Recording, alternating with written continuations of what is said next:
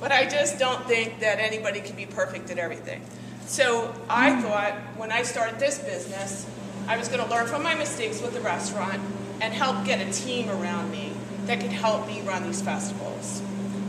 So I put together some wonderful people that have helped me through life experience, new friends, and some older friends.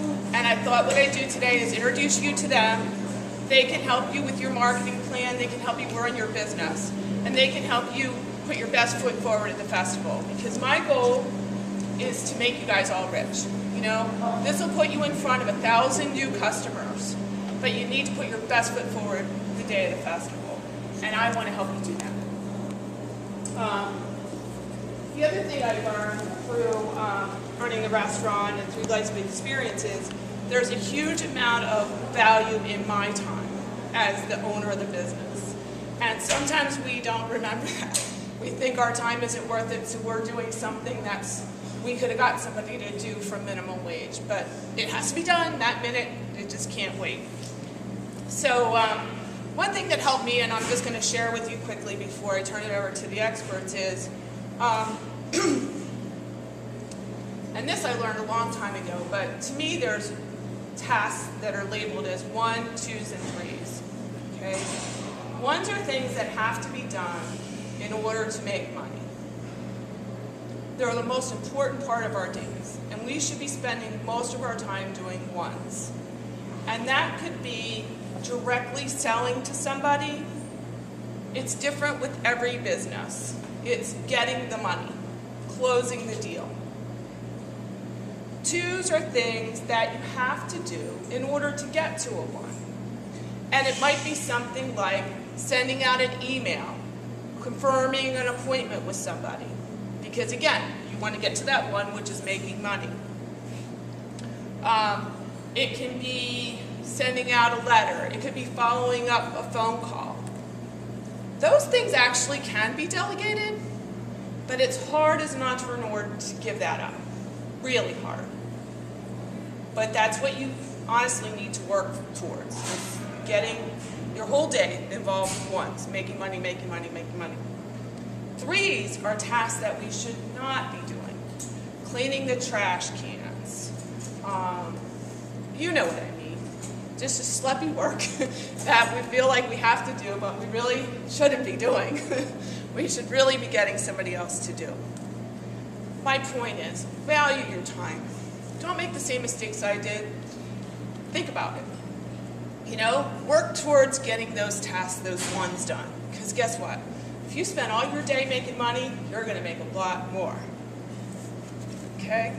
So, you know, my goal as an event promoter for this event, and then we'll be also doing an event in August, is to make it, just develop an amazing, fun-filled festival that benefits everybody in the community and everybody here, and help every single one of you grow. So no question is too small. If you don't understand, let me know. That's why we're doing it tonight. We have David Kale videotaping this, so we're going to have this on the web in case you want to watch it over and over and over again, or you have friends that want to watch it. Our other vendors couldn't make it tonight. Okay? So thanks. Like I said, there's food over there, and Carol's going to be up next. Okay? Carol's helped me tremendously with my business. She's a business success coach. She's really knows what she's talking about.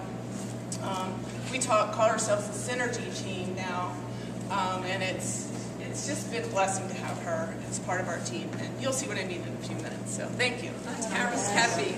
I'm the President and Chief Strategist at Synergy Success Coaching and Seminars, and I help business owners who are frustrated and they're working hard and they're not earning as much money as they want. They think they should be having more clients or patients, and they're not reaching the career level that they would like to. So working with me, they get a higher career status. Right? I use social architecture to bring you more clients and patients instead of you going out to find them. They come to you, right? You earn more money, and you have greater professional status as a result of that. So tonight we're going to look at some strategies for making your time at the Flavor Festival event successful for you and enjoyable for you also. So we take a look at your deck, and I mentioned it is not stapled, but so we're going to start with the very first page, right? secrets to live event success. Can everybody hear me, by the way? A little louder? Got it. Okay. So 4 things is what we're going to look at tonight, right? We want these to stand in your mind throughout the event, right? And be mindful that tonight we have folks who have all different levels of business experience. I chatted with a few of you ahead of time, and some folks who are here have never done a live event before. And one gentleman, I think this the gentleman told me 40 years worth of sales. Am I right? That's I had a feeling that's who it was, right? 40 years of sales practice, so he may be a go-to person that may give you some extra tips too. So thank you. We'll introduce you later. If that's okay with you. Okay, so 4 things you want to keep in mind. Tip number 1, before you start anything, you want to clarify your vision and your goals for the event. Right? Your vision is, how do you see it happening for you? And what do you want to get out of this? Right? You need to be clear about that before you ever start bringing your materials together. Your vision and your goals. Create your customer experience is number 2. What are you going to do to create a customer experience? Okay? And number 3, encourage relationships. And number 4 is follow up. So we're going to do a little more on each one of those. You'll just flip the page. Secret number 1, clarify your vision. Right? If you're clarifying your vision, what do you want to clarify? Who knows, right? Look at the first thing up here. See you, right? You and your display. You're going to be staying in a booth of some sort, right? You'll probably have tables. You'll probably have materials. Where will you be standing? What expression will be on your face? What's your posture going to be? Like you over in a little chair somewhere, or are you standing up to greet your customers, right? That's your vision, right? How about your display? What kind of a display would you like to have? And that would be dependent on what it is that you're promoting that day. What service or products do you want people to take a look at? Okay? Now I want you to think for a moment about guest traffic. Right? Which direction are the people coming? Right? What are you doing as the guests are flowing through the aisles? See yourself, see guests coming. What are you doing? Anybody know why we're doing a visioning process to start with? Who can tell me? What's the benefit of seeing it now before it actually happens?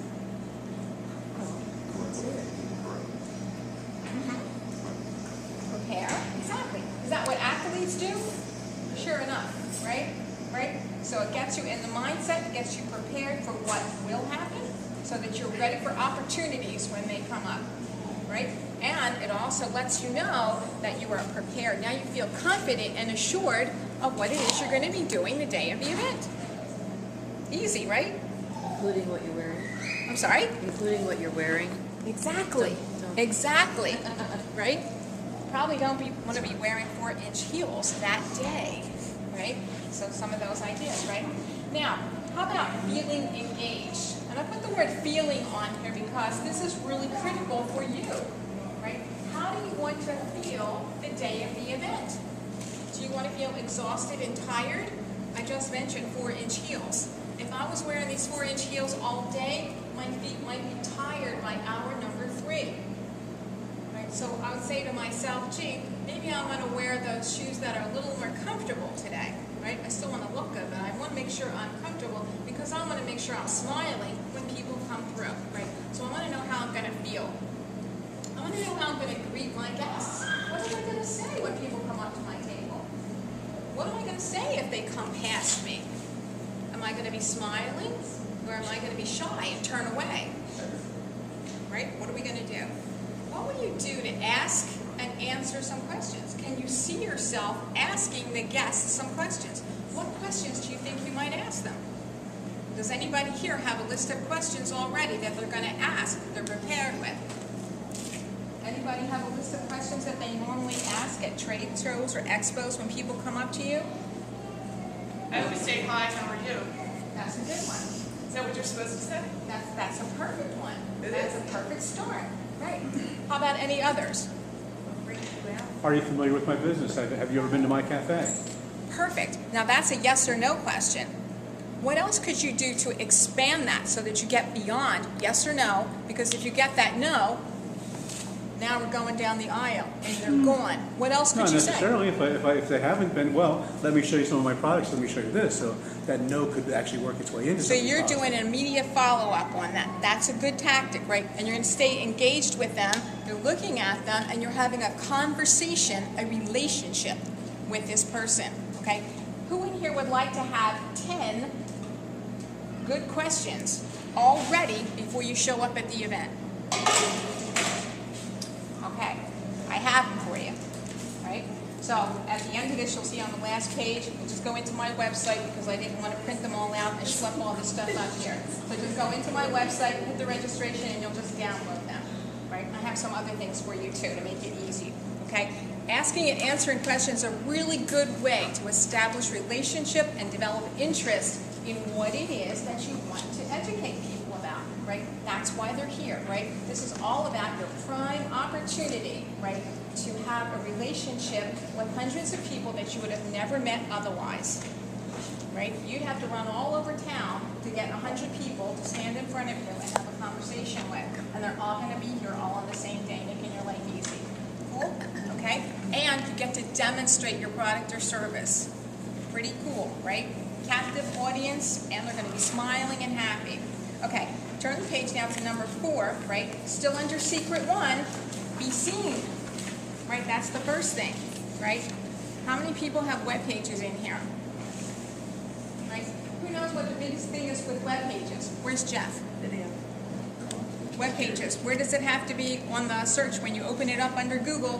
The top. The top. Yeah, why? Because you want to be seen. Okay? So, guess what? You're physically going to be right there and you'll be seen. Right? What are you going to do so you'll be seen? Right? What's your display going to look like so you attract attention? And the other thing is image. Right? Image is everything. Right? You're going to have a lasting impression because people are going to see you. Right? So you want to make sure you don't have pizza spilled on your shirt. Right? You want to make sure you look professional, right? That's your image, right? Your products have to look beautiful. It's image, right? Be seen. That's your memorable image. You're building relationships and you're spreading the word, right? So how else can you spread the word? Besides just talking to the people that come to you, what else can you do that would spread the word beyond them? Anybody know? Who can tell me? Displays, right? So you might have some things out on display, right? And have different sizes of things on your display. Have something that they can take with them, right? I have this little card that I use for a seminar that I do, right? People love this particular card, right? I can't keep enough of these around all the time, right? It's a valuable giveaway to people, right? So something that you'll have that will be memorable, we'll take it, and my contact information on there too, right? So we want to make sure that we're sending your message out into the stratosphere. Good idea? Okay? You're spreading the word, you're going to inspire desire, right? You may not be making a sale that day because it may not be in their budget or it may not be their time to purchase your product or service that day. But what you are doing is planting the seed, you're developing relationship, and you're inspiring desire, right? Make sense? And then you're also trying to market your products and services. Let's face it, why else would you be here? Okay, secret number 2, under customer experience. Okay, think of yourself as the person who's coming through a festival. What would you want to experience as you walk through that festival? You would want to see someone who is brilliant and interesting. Why else would you drive all the way over here? Right? Why would you spend $40 to come to an event to see some people who are blasé? Right? You could go to the Walmart store for that. Right? And you don't have to pay $40. They let you in there for free. Last time I was in there, you did, right? Okay, so remember, you're professional. Your presence, your posture, your poise, and your expression on your face. And you need to remember that, right? You need to constantly remember you're smiling and you're happy and you're pleased that people are coming to see you, right? So that is critical for you. How about making it fun, right? There's some things that you can do to make it fun. You can have some contests, right? Why do you want people to come up to your booth? Because you want to show them what you have to offer. So what would you do to interest someone? Has anybody ever been to a trade show or an expo where they had something really cool and you just kind of gravitated to that booth and you wanted to see what they had there? What did they have? Phonology machine. They have, I'm sorry? Phonology machine. A phonology machine? It measures this, your skull and your cranium on the outside to determine what type of person you are. Oh, cool. And it was from about a 150-year-old machine. Cool. That was amazing. Very cool. So they had an Sounds anything interactive like it device that gives you some information, right? And you walk away with something and it's completely novel, right? You Yeah, can't they get gave you that. the results. Right, Yeah. they give you results too. We get the results from it. But you can't just get that everywhere. You could only get it from them, Yes, that's for sure. right? So think about what kind of things you could have in your booth that would attract attention, right? Think about something that is eye-catching and interesting. And we can talk about that if you have any questions, okay? You want to showcase your product in a way that is beautiful and attractive, and David's going to show you some really cool ways to do that. Think about creative displays that encourage participation, right? Your display, you want to be interactive, you're engaging the participants to be with you and have a relationship with you, right? There are lots of people who sell wristwatches in the world, but if you're the person who sells wristwatches and I have a relationship with you, I may be very inclined to call you up the next time I need a wristwatch, right? Because you'll talk to me about it, right? Okay. Now, under encourage relationships, what kind of things would you like to do? Take a look. What do you think? What stands out to you on this page here? This is page 6 of your deck. Anything jump out at you on that page that you've not heard or seen before or have any questions about? Relationships are critical in this. Right? That's what this event is all about for you. It gives you the opportunity to have one-on-one FaceTime with potential clients. Right? And you want a relationship at the event and after the event. Right? That's what we're all about here, right? We're relationship people. I've already had conversations with a lot of you, and I just kind of met some people here tonight, right? And that's really what we want to do. We want to have that openness about us because that attracts people to us, right? So practice some of those engaging comments and questions. Demonstrate your expertise with whatever it is that you're offering, right? You're the person who knows about it. Nobody else does, right? And deliver value. Okay, follow up is the last part. What do we mean by follow up? Well, how about thank you? When a person stops and spends the time to talk to you, what would they love to hear? 2 words. Thank you. Sorry. Did I hear somebody whispering back there? Thanks, right? Thank you. Right. People love to hear that. Like, wow, right? You made their day. You made them feel good. And that's what it's about, right? People do business with someone who makes them feel good. So what are you doing to make them feel good? Thank you is one cool thing, right? What else can you have? Keep the follow-up going. Give them your what? Business card. Your business card, right? I can't hear. Brochure. Your brochures, exactly, right. Fabulous, right? Better than a business card. Right. How about, would you put that brochure, business card directly in their hand Certainly. to demonstrate to them the value, right? These things are expensive, right? Printing up business cards, brochures is an expense, right? You put a lot of time into crafting that message and the design on there. It's valuable, right?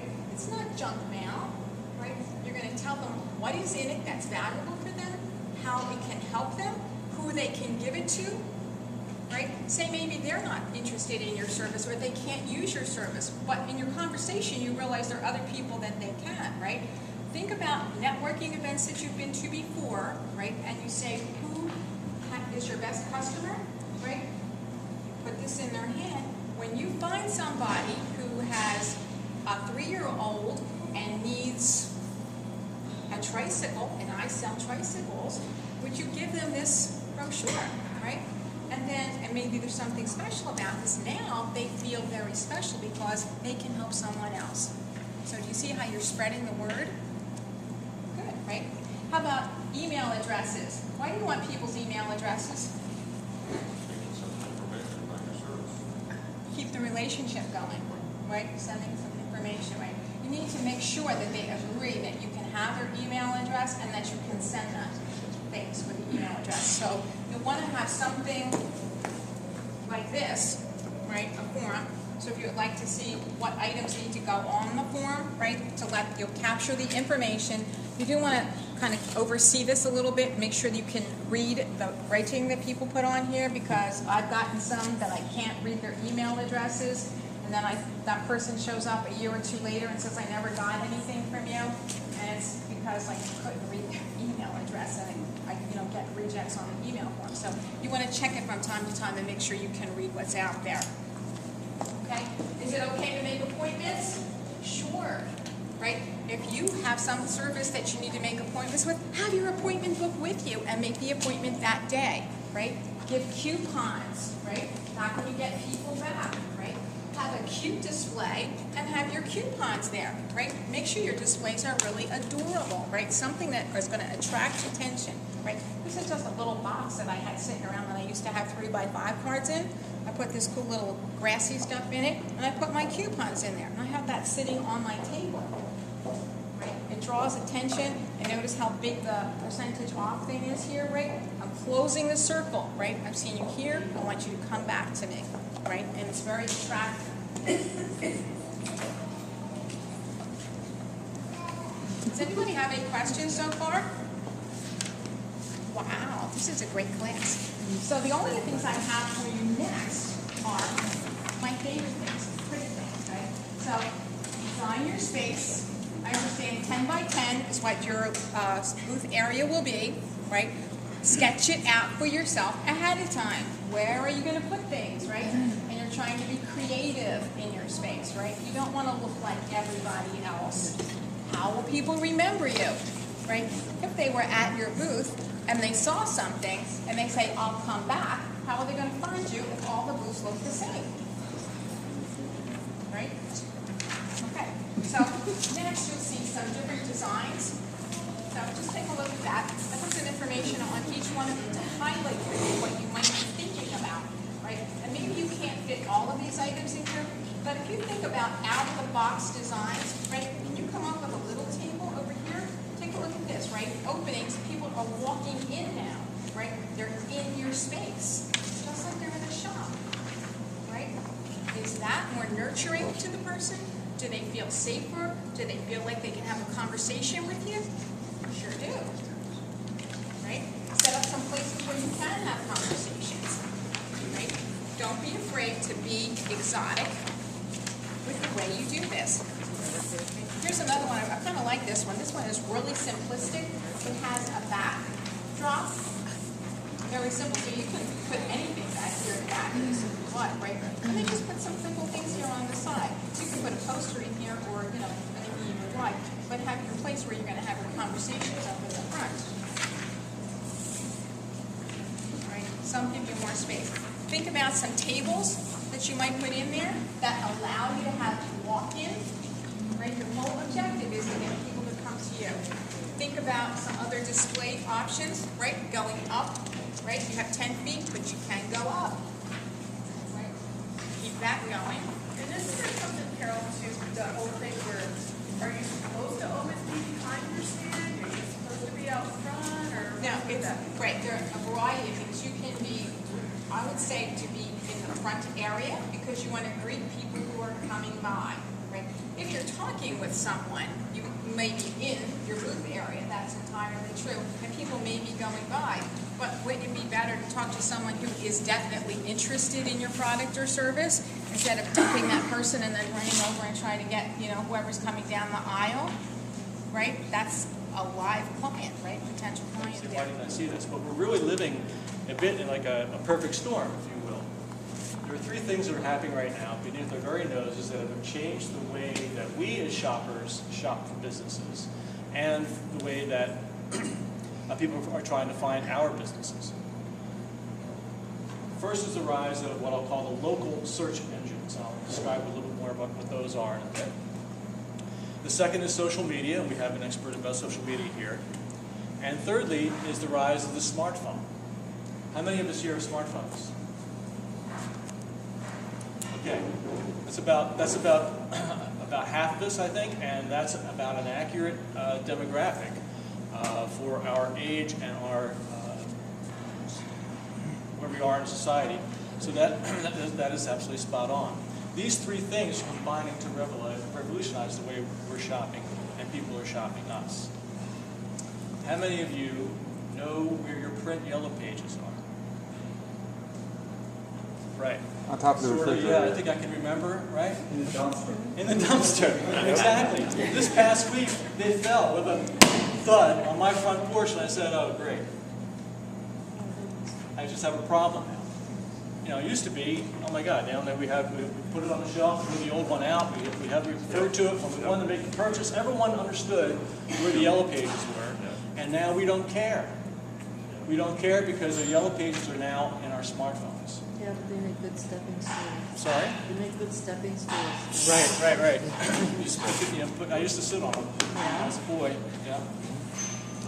So there's a lot of prognostication about print yellow pages, and many people are saying they're not going to be printed in another 4 years. I find that a little difficult to believe. They're always going to be printed, but the use is going to go right out the window until even the companies who have so much invested in their publishing realize that only a few people are actually using these things.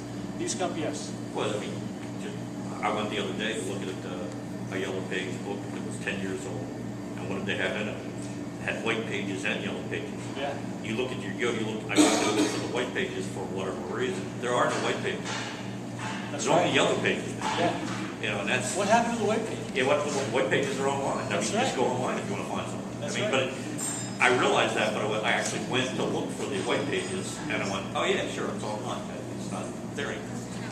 And it's the same thing with the yellow pages. They go the same way. Yeah, that's right. That's right.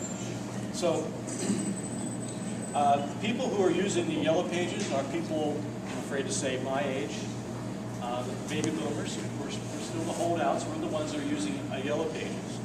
But if you are 44, yes, if you're 44 years of age, you're just as likely to have a smartphone as not. 50% of the people in this country, 44 years of age or younger, have a smartphone. Or younger. Huh? Or younger. Yeah. So the older people don't. Older people are less likely to have a smartphone. We're still hanging in there with our feature phones, our flip phones, thinking we're really cool. Right. My son has a faster phone than I do, I guess. There you go. Exactly right. Exactly right. Okay. So, in the old days, and I'm going way back to the 90s, when Google came out with a better way of searching the web, it was an easy thing to do. You brought up Google and you searched. Let's say you search for a bank. You search for the bank, here are my bank results. What am I seeing? I could see an article about the banking industry, I could see the latest news from the Fed about what's going on with interest rates, or I could see maybe 3 or 4 listings about a bank. As we all know, search just really proliferated, and it became really just an amazing amount of information that was now accessible to us, and Google is all to blame for this, because they had the better algorithm to find us these results. So they created this own problem, which they later solved by creating the new yellow pages called Google Places. Who's heard of Google Places? All right, most of us have. All right. When you are using your smartphone and you're going to Google, Google throws you, unknowingly to you, to Google Places. And they will send you to a landing site. So in the old days, you searched browsed, you saw your listings, you went to the website. And from there you decided, okay, I'm going to go and see this store. 70% of us still shop online and buy offline. I think that's a conservative number. I think it's higher than that. But there's still a great deal of offline buying. People will go find your store online and decide to visit it. In fact, 94% of people who do a local search, 94%, will take some secondary action that's positive for your website before they understand that's the realtor I want to do business with. I want to go to that store. I want to hit that bank. Okay? It's like a mini website, these landing sites. The landing sites have several things going for them.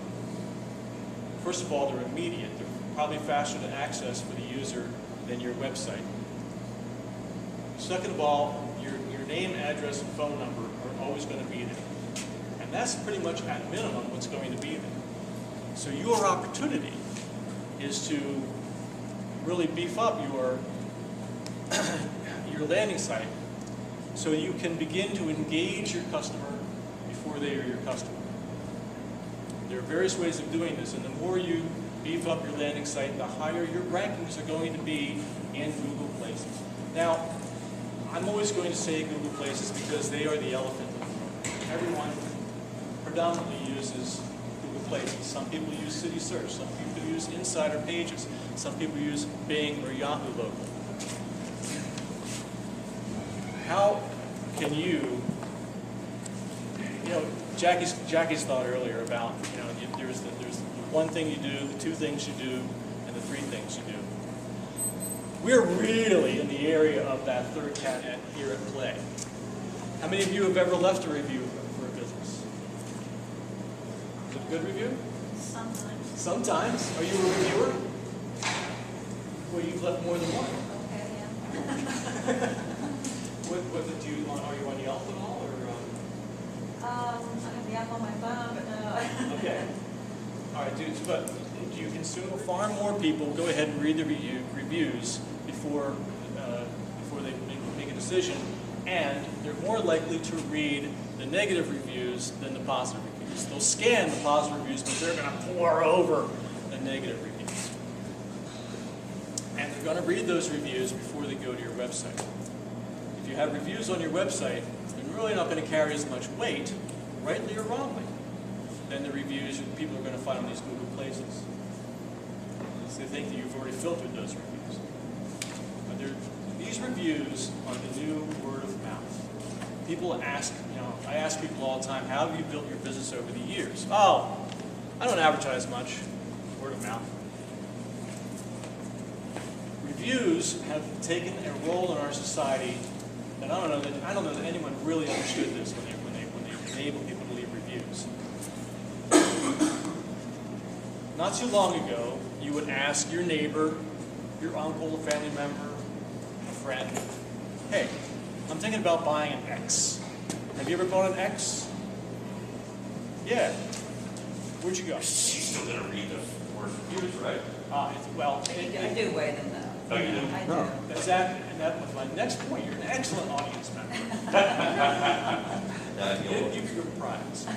Yeah, so people read the reviews and they say, well, look, if there are 15 or reviews or more, and 3 of them are pretty bad, well, the odds are still pretty good in my favor that I'm going to have a good experience. Because there are wackos out there. There are people who simply cannot be pleased. I'm feeling pretty good. My risk is now minimized, and I'm going to go to that store. Okay. Hello, my name is David Kale from Kale Design. We create great images for people.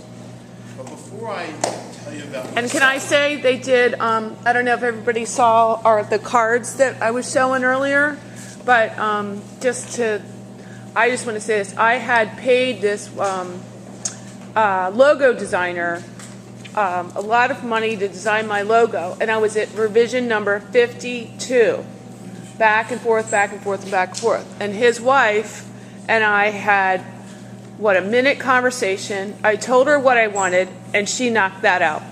That was done. No, wait I a was minute. done. My wife is wonderful, but we sat and we did a drawing at Starbucks. Yeah. To get a little bit closer too. Yeah, So drawing is, thank you so much for that. That was sure. wonderful. And then she knocked out those cards She's fabulous. and Blossom. in no time. Like I didn't even have to revise that once, I don't think. It was fast. It was really fast. And the key to that is communication.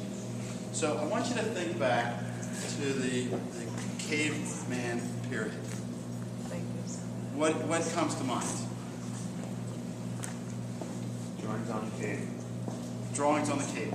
So were there cave women that were drawing? Who knows? Maybe they weren't classed up enough in that era of time. Didn't have the opportunity to draw. Now we've got wonderful people drawing. Want to know how those work? Anyway, in the caveman period, that was their way of communicating. That was how they connected with each other. Now, was there a master caveman, cave person? I don't know. Who spoke for the whole tribe? Who put these drawings up on the walls to speak for everybody? Now, we sit back and we think, oh, let's look at these cave drawings. Oh, that's the hunters chasing the camel or the antelope. Is that what they were communicating back then? Did they want future generations to know what was happening? Did they want present generations to know where they were at? So that's what is so critical about communication. And what I do is, an Italian would say, sono artista, I am artist. I help people communicate in a visual way, putting the right words, the right pictures. So as you prepare for your show coming up, you've been given great strategy ideas, fabulous ways of getting onto Google Places, social media, integrating a pre-show concept and a newsletter. Along comes a designer that can facilitate and help you with these kind of communications. Pre-show, during show, after show. There's certain key things you want to know in order to get an A in graphic communications. Number one, you want what you put out, whether it's a logo, a business card, newsletter, flyer, pocket folder, mouse pad, logo on a pen, logo on your shirt, a trade show display, an easel back sign, a coupon, whatever you're going to do to communicate your essence, your uniqueness, it has to have these three things. Number one, it has to have graphic impact. That means when you look at it, or preferably your prospects or your future customers look at it, it hits them right away. And they go, oh, they're interrupted. I'm going to bring up that point in a second also about the 4 key things you need to have in your marketing pieces. The second thing you want to do to get an A in communications and graphic design, and web design, and Facebook design, even in putting the pictures up, Jeff, video on Google Places, which pictures you're going to pick that are going to encapsulate your uniqueness is design sensibility. So whether it is a marketing plan that Carol puts together for you, or an advertisement that goes on the radio or TV, or a basketball player like Michael Jordan, what is the sensibility in that medium? Michael Jordan knew how to fly through the air and swim. Carol knows how to do a marketing plan. Jeff knows how to do Google Places. Within their expertise, Kristen is with the social media. Within her expertise, within my expertise, within your expertise, you're going to communicate that so that somebody knows exactly what you're talking about. The third area is totality. All your pieces should hold together. Whether it's a design on a t-shirt, whether it's a brochure, whether it's a poster. The poster, the cards we did match. Now we're going to emulate the logo into the floor plan, which you'll see on the 21st. So it wants to hold, you want it to hold together. You know, we were in this building and the artwork was blowing my mind because the artists were really, really good. And what they capitalized on were these 3 things. So if you think of the great artists that you like, or Nureyev, or dancers, or Pavarotti, this is what they had to make their artwork successful. Graphic impact, 4 things you want to put into your pieces that drive somebody to come to your booth for pre-show, make them stay at your booth for a little bit longer, poster or graphic, and attract them to call you back or reinforce that you're still communicating, you're still trying to be on top of their account, are these 4 things. And they specifically work well in advertising. Brochures, yes. Posters. But think in terms of these 4 things. Number 1, you want to interrupt your audience. You want to take them out of their sleep mode to their awake mode. If you're flashing through an old, actually this morning I looked for a black and white newspaper. They don't make it anymore, it's all color. But back in the days, when there was a color ad, your eye went right to it. You were interrupted. It woke you up. Second thing is you want to engage your audience. You want to create a question that offers them, a statement that offers them more information forthcoming, facilitates their decision to read on, to learn more. You're reeling them in. The third area that you want to make sure your pieces have, if it's in a display, it's a little bit harder, it's wordy, but I've done it in these areas, is you want to build a case for somebody to go with you, to niche yourself against your competitors. And the fourth area is you want to have an offer, something free, something that doesn't cost you a lot. So I have a couple examples of what I'm talking about. As far as graphic impact goes, here's some posters that we've done. Here's one that I was hoping some blind people were here. A poster that we did for a fundraising effort. Another one, Lines in the World. We actually designed this logo. And to give credit where credit's due, Flossie, my partner, my wife, she's done this. Another logo that we did, Wissahickon Valley Watershed Association. Trade show display. This is a design that's 10 feet by 8 feet. I'm going to hand out a portfolio here. Trade shows, displays that we've done. Please pass that along. Take a look at that. Handouts at shows. This was a recruiting show. Career advocates. Here was a little post card that went along with the poster. You might want a simple line card. This one does not have a QR code on it. This was sort of, I went back and forth with the client, and then I jumped up. But this one does. And this one's for my dentist. And this, we came up, and actually Carol's working with him right now. I recommended Carol as a coach, so if you need coaching, Carol's fabulous at this. Introducing the Smiles Rewards referral campaign. So we have a little questionnaire, a little information, a little let us know who you're going to refer to us. QR code, fabulous, goes right to the landing page on their website so that they can register there as well. They don't have to take the time here.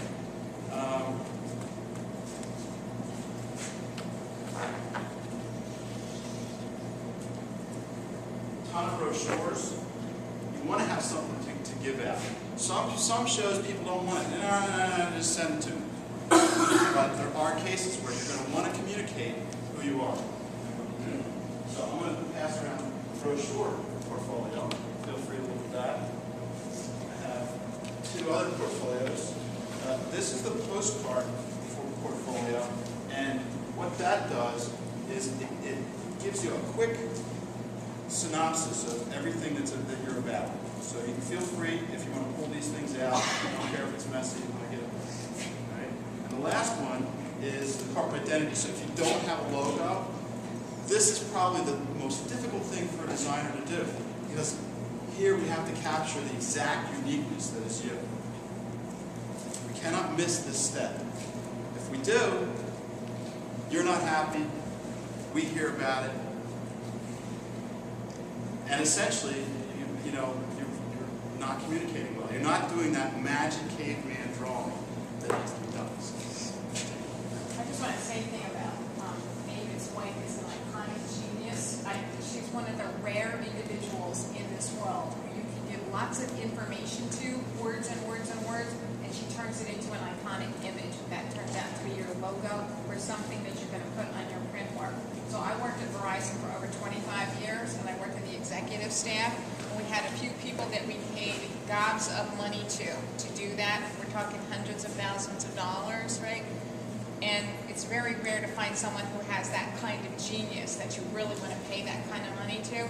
And Flossie doesn't charge that much money, but she is an iconic genius. So I know David is the front man for the business, but Where